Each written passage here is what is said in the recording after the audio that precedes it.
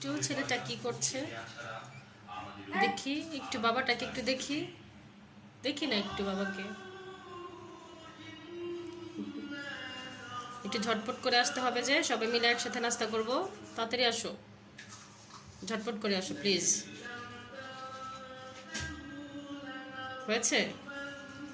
সুন্দর করে করো ব্রাশ। আর আজকে কি খাবে? বল রুটি খাবে? তাহলে কি খাবে? আমার দিকে তাকাও। অন্য কিছু কি? আজকে রুটি খেতে হবে, আসেন চলেন। আজকে অনেক দিন পর রুটি বানিয়েছি। তো অনেক দিন হয়েছে, মানে দীর্ঘ 1 মাস রোজা রাখার পর আজকে প্রথম নাস্তা। তো আজকে হচ্ছে মানে রুটি নাস্তা করছি। তো রুটিটা তো আমাদের ঘরে ভীষণ ফেভারিট একটা খাবার, যদিও আমার খুব একটা পছন্দ না, কিন্তু অনেক দিন পরে যেহেতু রুটি খাচ্ছি, সবজি খাচ্ছি, তো মনে হচ্ছে যে আসলে খুবই মজার খাবার খাবো। তো আজকে সকাল সকালে সবাই মিলে রুটি নাস্তা করব। আয়ানের তো ভীষণ পছন্দ রুটি, আর যে কোনো ঝোল তরকারি হোক সেটা আয়ান খুবই পছন্দ করে। তো অনেক দিন পরে আজকে নাস্তা খাচ্ছি, ব্যাপারটা ভীষণ ভালো লাগছে। আর যেহেতু রোজার পর ঈদ গেল, তো ঈদের সময় তো খাবার দাবার ছিল অনেক। তো পোলাও খেয়েছি, মাংস টাংস ছিল ঘরে, তো সেগুলোই খাওয়া হয়েছে। তো এইভাবে মানে যে রুটির নাস্তাটা সেটা আর করা হয়নি। আর এই তো সাথে নিয়ে নিয়েছি চা। অনেক দিন পর সকাল সকাল 1 কাপ চা, ভীষণ ভালো লাগছে। সকালবেলার নাস্তাটা শেষ করলাম। আর নাস্তা খেয়ে তারপর দুপুরের রান্না বান্নার আয়োজন। আমি এখানে একটু ভাজি করছি। আর আমি সবসময় আলু, তারপর করলা, সব কিছু একসাথেই ভাজিটা করে ফেলি। অনেক সময় পেঁয়াজ ভেজে করতাম। তো এভাবে আর কি মাঠ থেকে শিখেছি। মা পেঁয়াজ, আলু, তারপর করলা বা উস্তা যেটাই বলি না কেন, একসাথে করে তারপর তেলটাকে একটু গরম করে দিয়ে দেয়। তা আমিও এভাবে শিখেছি। এভাবে ভাজিটা করলে খেতে মজাই হয়। আর এই তো এখানে হচ্ছে এই যে মাছ মেখে রেখেছি, এইটা মাছ রান্না করব। আর ডাল আছে, ডাল রান্না হয়ে গেছে। এই হচ্ছে আজকে আমার দুপুরবেলা রান্না বান্না। আর সকালবেলা আজকে নাস্তাটা যখন করলাম, তখন মানে মনে হচ্ছিল যে অনেক দিন পর সকালবেলা নাস্তা করছি সবাই মিলে। রুটি খেলাম, কারণ দীর্ঘ 1 মাস রোজা রাখার পর সকালবেলা নাস্তা রুটি, সেই চিরচেনা রুটি খেয়েছি। যদিও আমার রুটি খুব একটা ভালো লাগে না খেতে, কিন্তু অনেক দিন পর খেলাম, মনে হলো যে খুবই ভালো লাগলো। ভাজিটাকে করে নিয়েছি। এখন হচ্ছে আমি এখানে মাছের তরকারিতে বসিয়ে দিয়েছি। তো মাছটাকে আজকে আমি পেঁয়াজ দিয়ে আর টমেটো দিয়ে ভুনা করব। আর এই যে ফ্রোজেন টমেটো, আমি এভাবে করে টমেটো রেখে দিই। তাহলে দেখা যায় যখন টমেটো থাকে না, মানে সিজন থাকে না, তখন কিন্তু অনায়াসেই টমেটো খাওয়া যায়। তো এখন হচ্ছে আমি টমেটো দিয়ে তারপর মাছ ভুনা করবো। এই যে মাছটাকে কিন্তু অলরেডি ভেজে রেখেছি।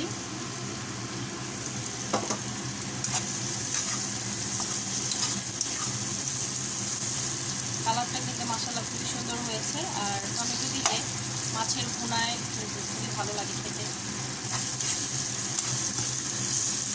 আর পেঁয়াজটাকে একটু মোটা মোটা করে বড় করে কেটেছি, যাতে করে পেঁয়াজটা একটু মুখে লাগে। আর ভুনাতে পেঁয়াজটা একটু মুখে লাগলে কিন্তু খেতে মজা হয়, মজাই লাগে। তো সেজন্য একটু পেঁয়াজটা বড় করে কেটেছি। এই পর্যায়ে আমি মাছটাকেও দিয়ে দিলাম। আর যেহেতু ভুনা করবো, তো ঝোলের পরিমাণটা একদমই অল্প দিব, একটুখানি পানি দিয়ে দিব, যাতে করে মাছের ভেতর মশলাটা ঢুকে যায় আর মশলাটাও একটু ভালো মতো রান্না হয়ে যায়, কষানো হয়ে যায়। এখন এই পর্যায়ে এভাবে একটু কষানো হলে তারপর আমি সামান্য একটু পানি দিয়ে দেবো। আর একটা বলক উঠে আসলেই কিন্তু আমার রান্না বান্না শেষ। এই তো তরকারি কিন্তু একেবারেই কমপ্লিট হয়ে গেছে। এখন জাস্ট একটু ঢিম করে চুলাতে রেখে দেবো, যাতে করে এর তেলটা উপর দিকে উঠে আসে, মানে রান্নাটা কমপ্লিট হয়ে যায়। সাথে কিন্তু নামানোর আগে একটু কাঁচামরিচ দিয়েছি, যাতে করে এর সুন্দর একটা ফ্লেভার ছড়ায়, খেতেও মজা হয়। আর এই তো এখানে কিন্তু ভাজিটাও হয়ে গেছে, ডাল রান্না হয়ে গেছে। তো আজকের মতো আমার রান্না বান্না কমপ্লিট। এরপর দুপুরবেলা খাওয়া দাওয়া কমপ্লিট করলাম। তারপরে হুট করেই যেহেতু ঈদ, তো ঈদের সময় সবসময় আমার ননদরা আমাদের বাসায় আসে আমার সাথে দেখা করতে। আমিও ওদের বাসায় যাই, তো আমি ওদের বাসায় ঈদের দিন গিয়ে এসেছি। আর যেহেতু ওদের সবারই বিয়ে হয়ে গেছে, তো ওরা এই বাসায় আসলে অবশ্যই আমাদের বাসায় আসে, আমাদের সাথে দেখা করতে আসে। তো আমরা যখনই একসাথে হই তখন আর কি কে কোন ড্রেস কিনেছি, কে কী নিয়েছি ঈদে, বা নেক্সট আমাদের কি কি প্ল্যান প্রোগ্রাম, আমরা কোথায় ঘুরতে যাব, এগুলো নিয়ে আমাদের বেশি আড্ডাবাজি হয়। আর একসাথে হলে এই কথা সেই কথা, মানে এক বছরের যা যা কথা আছে সব কিছুই আমরা একসাথে হলে বলি। তো আমাদের বন্ডিংটা আসলে খুবই ভালো। আর ওরা ভাবি হিসেবে আমাকে দেখে না, আমাকে বড় বোন হিসেবে দেখে। আর আমিও ওদেরকে ছোট বোনের মতো স্নেহ করি, আদর করি, ভালোবাসি। ওরা আসলে আমার খুবই আদরের ননদ, খুবই আদরের। তো সবাই মিলে আমরা ভীষণ মজা করছিলাম, কথা বলছিলাম। আর আমি আচার তৈরি করেছিলাম, বড়ইর আচার। সে আচারটা মানে ওরা আচার ভীষণ পছন্দ করে, তো এটা জেনে আমি আচারটা ওদেরকে বের করে দিয়েছি ফ্রিজ থেকে। তো ওরা ভীষণ মজা করে খাচ্ছে।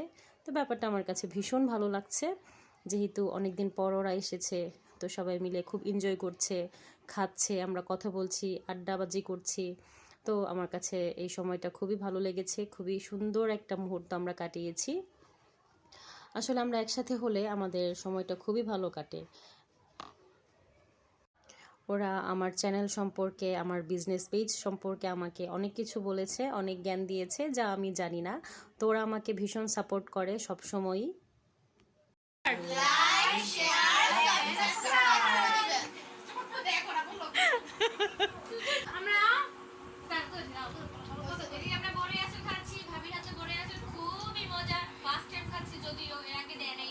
এর আগে আমি বানাই নাই, আমার ফার্স্ট টাইম আচার এটা বানানো ভাই। এটাও আমি ভিডিওতে বলছি এটা যদি রেসিপি থেকে থাকে তো আপনারা না, এটা রেসিপি দিছি আমি। হ্যাঁ হ্যাঁ, ঠিক আছে, আপনারা দেখে নিন। না আসলে মজা হচ্ছে না। Thank you, thank you. খাও, সেজন্যই আমি তোমাদেরকে বের করে দিছি। তোমরা খাও, তোমরা খাইলে আমি স্বার্থ। শেষ শেষ এটা যে রনি সিস্টারের কাছে